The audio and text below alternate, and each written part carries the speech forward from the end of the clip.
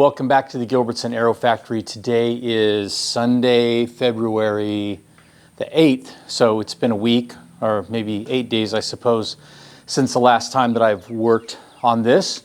We're going to pick up where we left off. I'm going to spin the cradle around and start getting the left flap mounted. I went ahead and printed up a couple more of these little spacers that I made up. Since they work so well on this wing, might as well leave these ones in here to keep the flap and aileron secure and get to work on the other side, because there is actually something that I'm going to have to take out of here and put it on the other side, and that is the little bracket jig thingy that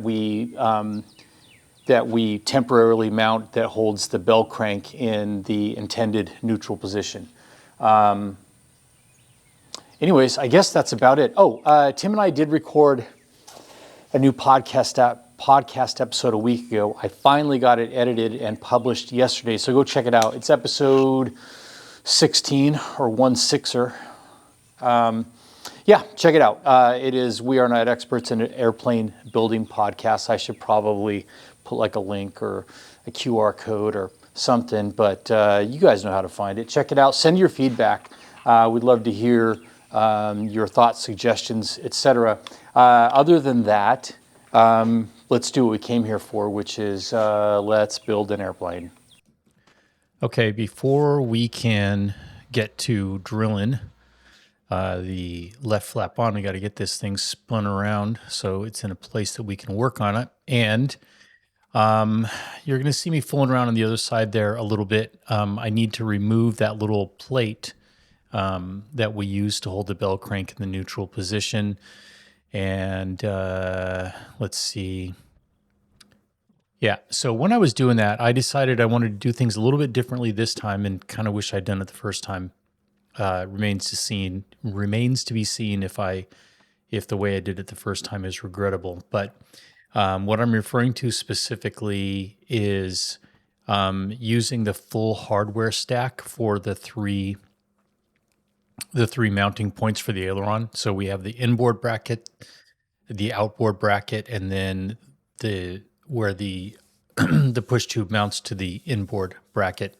And so that's each of those 3 points has a unique stack of washers. For a couple of them, there's some spacers that you have to fabricate to get it all put together. And so I decided on this one, I was going to install the aileron with the full stack, so to speak. And I learned something from Tim. The easiest way to get that push tube mounted, because it is really difficult to get it mounted when it's on the wing, is just to pull it off and do what I'm doing right here. That stack is really tricky to get put together, and there's almost no room to work inside there. So this is the trick.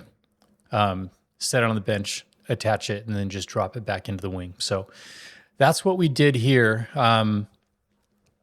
Got it all put together. I don't know. Let's see. I think I'm still working on it, and I'm going to spend quite a bit of time getting one of the spacers to the correct dimensions. It's supposed to be,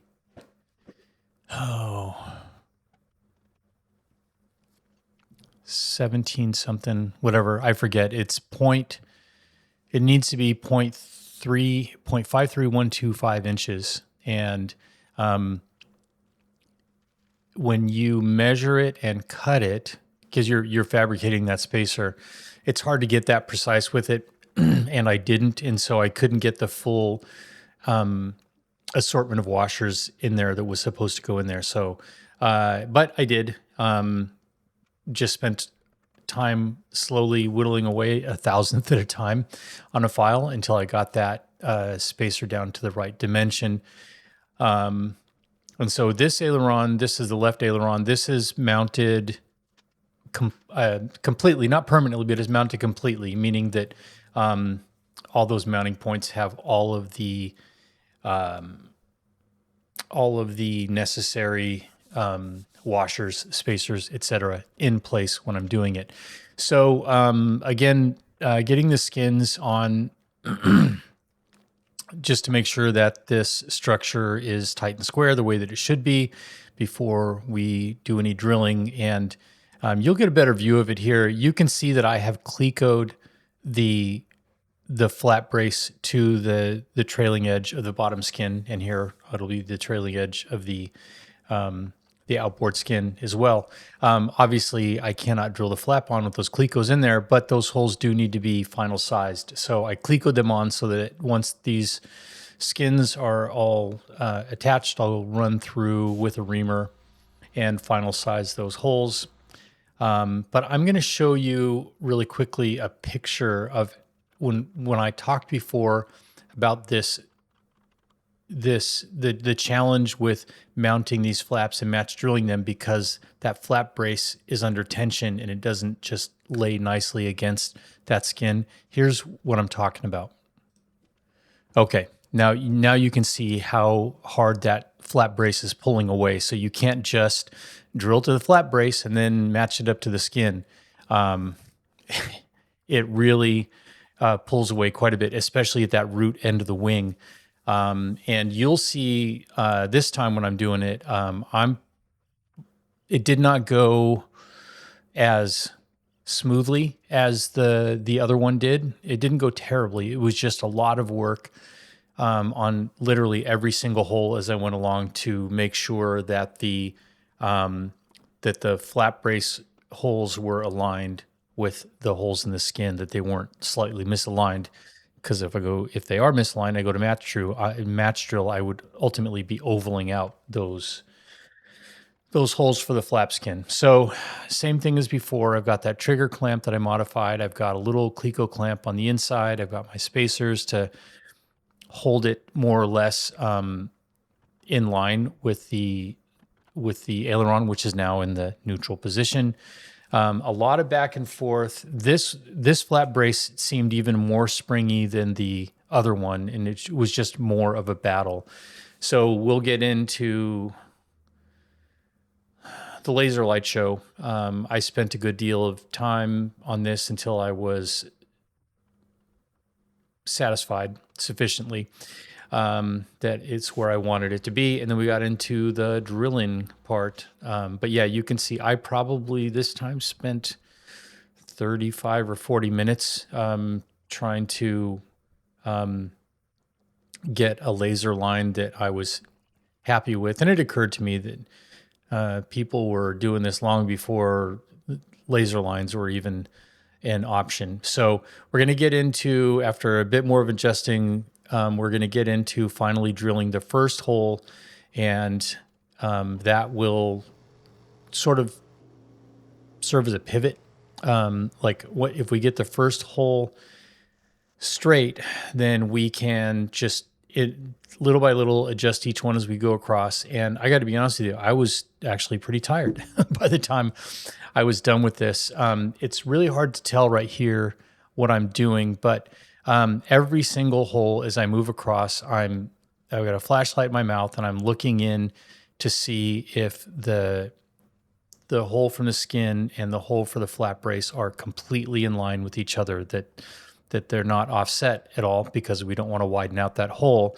And to ensure that it's not that thing that's in my hand for the first half or 2/3 of the wing is actually one of those little sets of washer pliers we use to insert washers, because I can press down on that flap brace, on the edge of that flap brace, and apply quite a bit of force to make sure that it's aligned while I drill the hole, set the cleco. And eventually, when we got it to the last third of the wing, I would say, I grabbed a stubby flathead screwdriver, and that's what I was using to basically do the same thing. Except for maybe slight differences in edge finishing, the holes should be aligned if the edges of the skins are aligned. And so a stubby flathead screwdriver gives you enough leverage to press down on that flap brace if it is sticking up past the edge of the skin. In the end, it all worked out. So the left flap, the infamous left flap, is now all mounted up. And and we're ready to move on. I'll probably work on splitting the hinges on the flaps next and just get that part of it done. We'll work on dimpling the skins, plumbing the wings, all that stuff. See you next time.